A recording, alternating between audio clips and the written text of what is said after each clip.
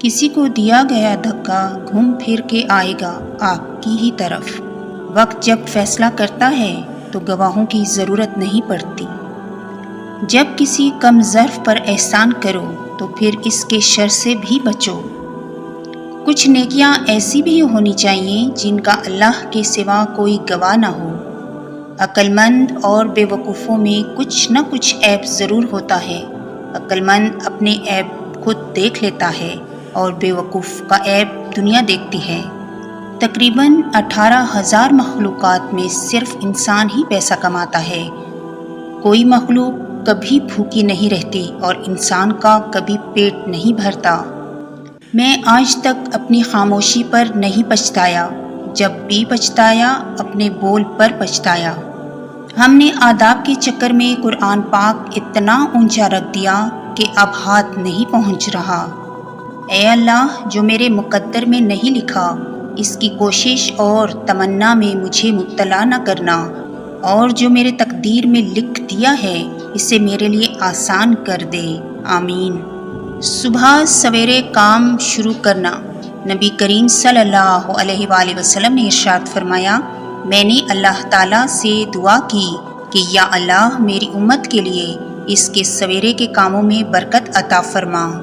مرد اپنی جوانی کے اعمال سے اپنی بیٹی کا نصیب لکھ رہا ہوتا ہے۔ کچھ قرض ایسے بھی ہوتے ہیں جو چاہنے کے باوجود بھی چکائے نہیں جا سکتے۔ اپنے نقصان پر ہرگز غمزدہ نہ ہوا کریں، کیونکہ اللہ آپ سے اس وقت تک کچھ واپس نہیں لیتا جب تک اس سے بہتر آپ کو عطا نہ کرے۔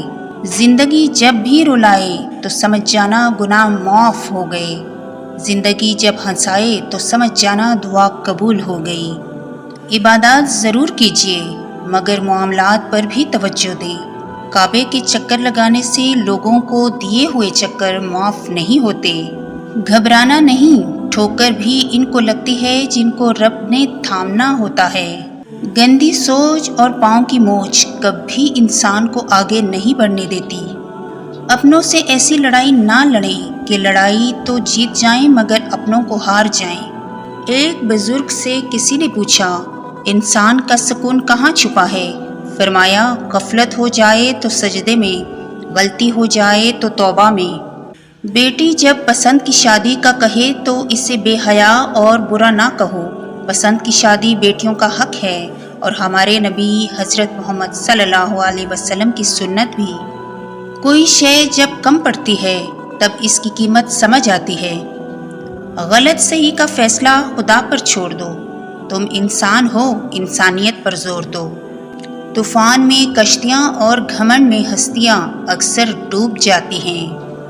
جب تمہیں یقین ہو جائے کہ اللہ کے فیصلے ہی ہمارے لیے بہترین ہیں۔ صبر کی حقیقت تو یہ ہے کہ جو ہوا اللہ کی مرضی سے ہوا اور آگے بھی جو ہوگا اللہ کی مرضی سے ہوگا۔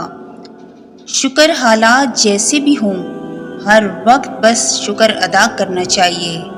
کچھ لوگ اپنی آدھی زندگی پڑھنے میں گزار دیتے ہیں اور سیکھتے کیا ہیں؟ دوسروں کو نیچا دکھانا۔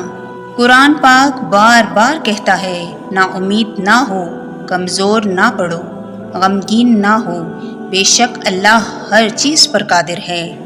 باتوں کی مٹھاس اندر کا بھید نہیں کھولتی۔